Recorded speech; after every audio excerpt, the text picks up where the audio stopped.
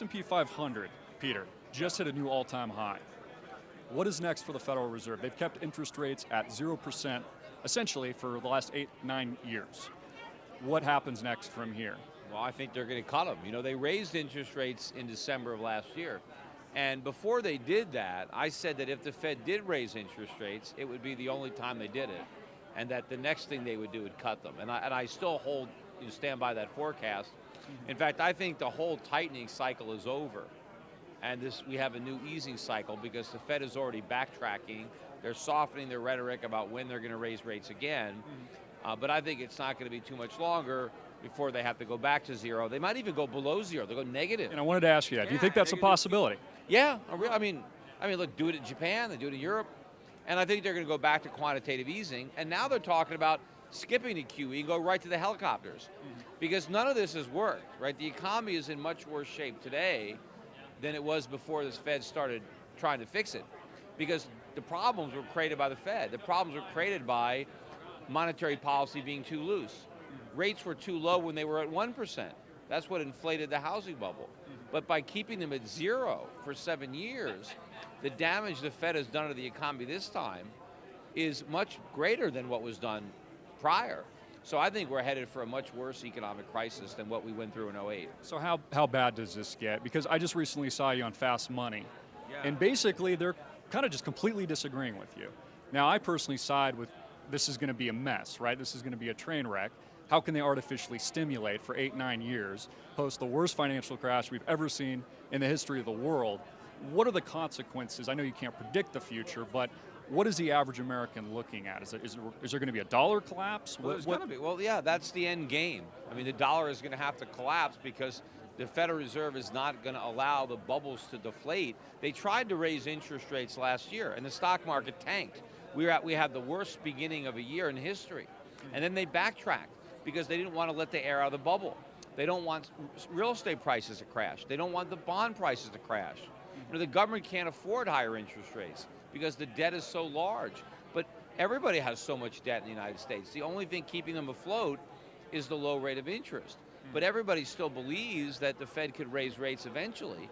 But when they figure out they're never going to raise rates, doesn't even matter how high inflation goes, there's nothing they can do about it, right? They're all talk and no stick when it comes to fighting inflation. They can talk about it, but they can't actually do it.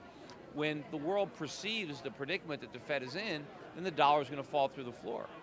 Now, what do we do with the Federal Reserve? Steve Forbes just came out with a new book, Reviving America. He says we need to reform the Federal Reserve. My opinion, my audience's opinion, we've got millions of people tuning in around the world, that's too easy. I'm for let's abolish the Fed. Let's get rid of the Fed. But abolish it and replace it with what? The question is what would follow. So reforming it may be a safer thing to do than just getting rid of it without knowing what's going to replace it. But we really do need to go back to sound money, to real money, which is, you mentioned my gold company. I merged with this company called Gold Money. And what Gold Money does is it allows individuals to adopt their own gold standard. Don't wait for the government to do it. You can still save in gold without the government. You can set up a Gold Money account and you can turn your income into gold, and then you can save in gold, and you can transact in gold, you can spend in gold as easily as you can spend in dollars. The difference is you're not spending something that's depreciating, or more importantly, what you don't spend, what you save, gains in value, as opposed to losing value, which is what happens with the fiat money that the government creates. How much gold do you think, and I know it's dependent on the person, their time horizon, investment goals, et cetera, but is there a rough percentage you think that people should have allocated to gold specifically? Well, as an investor, as an investment portfolio, I've always told people to have 10 to 20% of their portfolio in gold. And now, too, I think gold is particularly undervalued, so people might want to skew to the higher end. Also, gold stocks, we've had a pretty big run so far this year, but I still think there's a lot more going. But a lot of people who are just living paycheck to paycheck, who don't even have investment portfolios, but who have some savings. Certainly, I'd rather have my savings in gold than in dollars or euros or yen. What do you think about Hillary Clinton?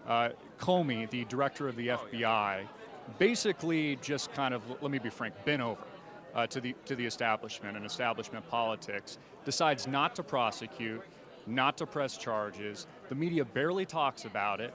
And then the next thing we know, 24 hours later, we're talking about Black Lives Matters, the tragic death of 2 young men. Should Hillary be prosecuted, in your opinion? Well, I think so. I think it really stretches the bounds of credulity to believe that Hillary Clinton did not realize that her conduct was unlawful. How could she not know as a lawyer, as a former First Lady 8 years? She was a former U.S. Senator. She's then the Secretary of State. She doesn't understand the basic protocols of how to handle her emails and her cell phone. I mean, a much lower level government employees. I mean, even in my industry, I'm in stockbrokers. All of the emails of a stockbroker between stockbroker and clients have to go through the broker-dealer's email account. You could get fired. You can lose your license if you communicate with your clients from your own personal email, because the brokerage firm has to be able to archive the emails, review them, give them to the regulators. There's a lot of stuff, and I'm sure it's a much higher level of requirement when you're, working for the government. And to believe that Hillary had no idea that these are all innocent mistakes. Look, I think that her and her husband are involved in a lot of illegal stuff, and obviously Hillary wanted to hide that from the government, hide it from the American public. So she deliberately tried to circumvent those safeguards by using her personal servers, by using her own cell phone, and then she got busted, and now she's just playing dumb. But I mean, if anybody believes that Hillary didn't know what she was doing was wrong, then how could she be president? I mean, if she's that incompetent, but I'm going to give her the benefit of the doubt, right? She's not incompetent, she's just a liar, yet somehow she's got everybody else helping to cover up, her wrongdoing. Yeah. How high do you think this goes? I mean, does this go? go? I'm sure. Right, Obama, he had to know. He's got to, because it's of course he's got to be involved in it. Now, what about Donald Trump? Are you supporting him? What are your thoughts with the election? Well, I mean, I would support him over Hillary Clinton, but I mean, Gary Johnson is closer to, my ideology than is Donald Trump. I mean, I was supporting Rand in the Republican primary. He's here at Freedom Fest this year, and I wish he'd have been a nominee instead of Trump. But I mean, look, the one thing I like about Trump is a lot of people hate him, and the fact that so many people in the establishment don't like him, right off the bat, that would be something that would be appealing. We're like, why don't all these establishment people like him? But the thing about Trump is a lot of the things that he says I disagree with, but I don't even know if he agrees with the things that he's saying. Sure, he's just playing politics. Yeah, I mean, so the question is, it's a bit of an unknown quantity. He could end up being a great president, or he can be an awful president. Hillary Clinton, for sure is going to be a horrible president. She's been there forever, too, with her and her husband, right? You know what you get. So, Trump could be very surprising because, he's trying to get elected right now, but what he does as president may be very different than what he does as a candidate for president. He's probably a lot more concerned about his legacy and more concerned about doing something good for the country. I mean, we all know Hillary just cares about herself, right? I mean, that's why she's in politics. It's like House of Cards, basically. It mimics reality. Yeah, so who knows? But I think the country is headed for a major economic collapse.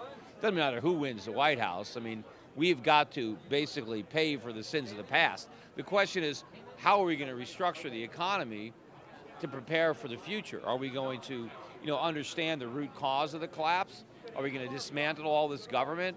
Are we going to get rid of, the Fed, or go back to sound money, get rid of the income tax, and get rid of all this government spending and shrink government so that we can get out of this gigantic hole? Or are we going to be trapped in it forever? And I think that's what's angered so many people is there's been no accountability. I mean, you know this, but I'm sure a lot of your customers that come to you looking for advice and services, et cetera, have suffered, right, as a result of 2008, 2009. Now 0% interest rates, pensions are failing. They can't get a rate of return, right? It's essentially stealing from pension holders and investors, et cetera. Is there any accountability at all? I mean, do you think that comes through reforming the Fed or reforming the political system? I mean, how do we as liberty lovers change anything? Because a lot of people kind of look at this from a defeatist perspective. Well, nothing changes. They just get away with this. The bankers keep stealing from us. We see it time and time again.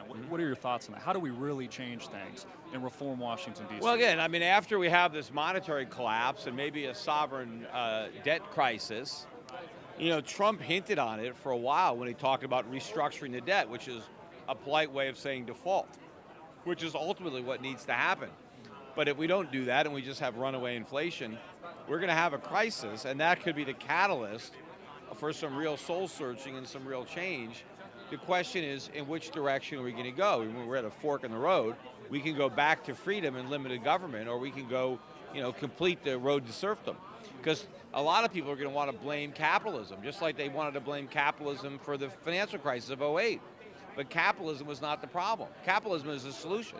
Government is the problem. Yet every time government gets bigger, the problems get bigger, and yet government is never blamed. It's always the free market, even though the free market's got nothing to do with these government-created problems.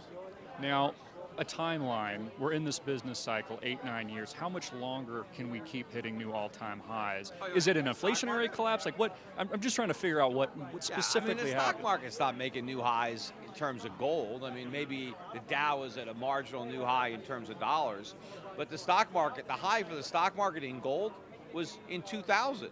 That was 16 years ago. That was the high for the market in gold. And I think we're in a major, major bear market in terms of the gold price of U.S. stocks. And I think they're headed much, much lower. But this is all this inflation. It's not that stocks are going up, it's that our money is going down. So as the dollar loses purchasing power, you need more dollars to buy the Dow. But this is all an illusion. The government creates this illusion, but we're not really creating wealth. That's why Donald Trump is the Republican nominee. Sure. That's why Bernie Sanders did so well in the primary, because the voters know the economy is awful.